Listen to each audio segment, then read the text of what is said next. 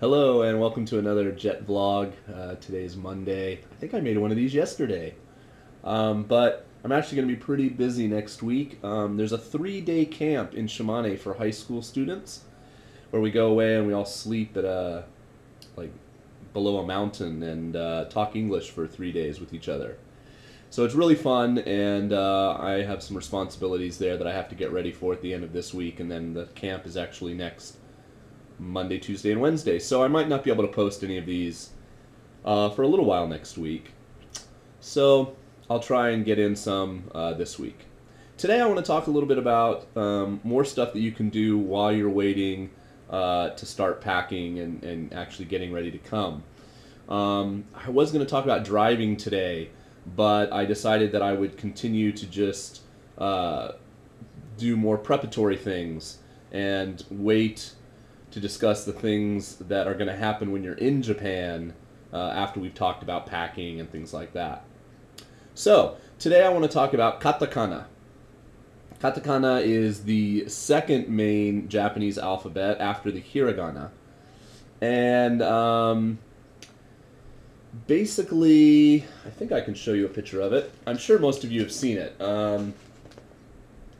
Yeah, well, this has it right next to each other. That's going to be really difficult to see. Anyway, one row is hiragana, one row is katakana, and then one row is romaji.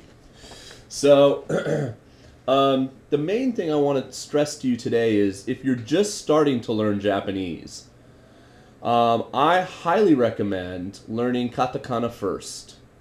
Some people will disagree with me. If you do, please leave a comment, leave a video response. Tell me how you learn Japanese. But if you're going to come over here with limited knowledge, knowing katakana is very helpful for two reasons. One, your name is going to be transcribed into katakana so Japanese people can pronounce it. So the one thing that you will have to write many times is your name in Japanese in katakana. So, for example, this is my textbook, which I'll talk about in a minute. Whoa. So that's my name, Jason Harris. That's my name in katakana. Okay? Jason Harris. So, and then, for instance, this was a letter I got from one of my shogako, and they just wrote, Jason-sama, and up and down. Another way you happen. So you'll need to learn to write it. Learn to write your name. If you're unsure, send me an email, send me a message. I'll help you figure out how to write it. Sometimes there can be multiple ways to do it. I've seen Jason actually done slightly differently than the way I do it. But your name will be transcribed into katakana. Now, some people will change their name to make it easier. So, for instance, there's a girl that's watching my videos now. Her name is Christina. Well, she could make it a little easier on herself and just call herself Tina, because Tina is easy for Japanese people to pronounce. If you're William, change your name to Bill. It's a little easier. I have a friend who teaches here, and she has a Welsh name, Angharad. And she changed her name when her students talked to her. She introduced herself as Anna, because Anna is actually a Japanese name as well as an English name, and so her kids have no problem talking to her. You know, unfortunately, there's going to be a few names out there, if you have a name that might just have unfortunate connotations in Japanese. I had a friend who's, Benjamin, Ben, and Ben is kind of a colloquial word for shit. Benjo is another way to say toilet. So, he kept his name though. He was Ben. I once gave an assignment in class, and I had the Japanese kids pick out an English nickname. And the girls were all twittering and fluttering and stuff about one of the names, and the name was Deb, as in short for Debbie. And I guess Deb, I think, means like fat girl or something. So of course none of them wanted to be called Deb. So anyway, ask a Japanese friend or email me and we'll help you. The other reason you should learn katakana is because everywhere you go, like restaurants, Menus are often very much in katakana. It will just help you. If you go to the grocery store, for instance, even if you can't read the kanji for butaniku, pork, or sakana, fish, although that's a really easy kanji to learn, oftentimes, instead of toriniku for chicken, they just write the katakana for chicken. So you can help yourself out at the store quite a bit. Bata, chizu, all these things, so you know what you're buying at the grocery store. There's so much katakana at the grocery store and at restaurants. So learn katakana first. I actually think katakana is harder than hiragana. So if you can get the katakana down, then I think you're going to find hiragana a breeze. So where are some places that can help you do this? I'm going to put some links in the side bar.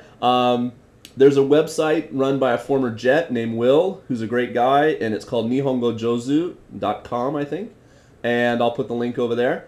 The Genki English website that I mentioned in another vlog has genkijapan.net, and Richard helps you learn Japanese.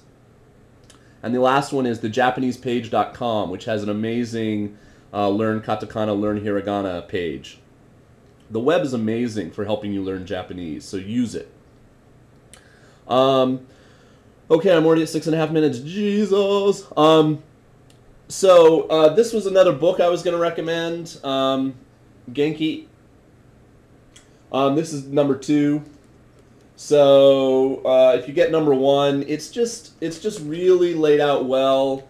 If you need to self-study, it helps you learn kanji. It's got dialogues. It's got practice things. It's you'd obviously want to get book 1. I think you can get it at Amazon. If you can't, you can go to my website, my blog, and there's a link to the Jet List. No, I'm blanking right now. The J List, which has it. You can get it imported from Japan. I think it's probably $30, 3,000 yen. So that's great. If you come to Japan and you want to study, you can sign up for a program from the Japanese language course. You get a book. It's got exercises. There's a little test. There's 6 of them. There's a CD. And you have to send in the test about once a month. And they send you back your test results like this. And it's not bad. It's not great, though. But, if you have a buddy when you get here, and the two of you want to spend, one night a month just going over the book and filling out the test, it's a good way to pass some time, study some Japanese. Good book to have at your desk when you're not busy. You can study.